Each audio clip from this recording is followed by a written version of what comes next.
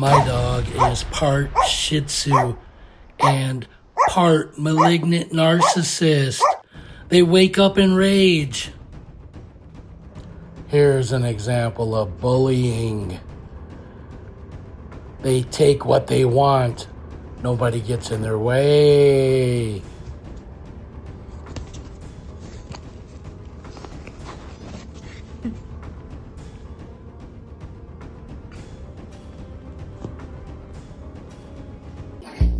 They will run around on you. Look at this. They can't stay faithful. And if you catch them cheating, they will blame you.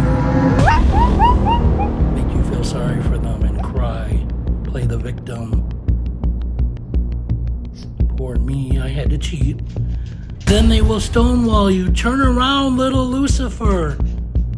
Turn around.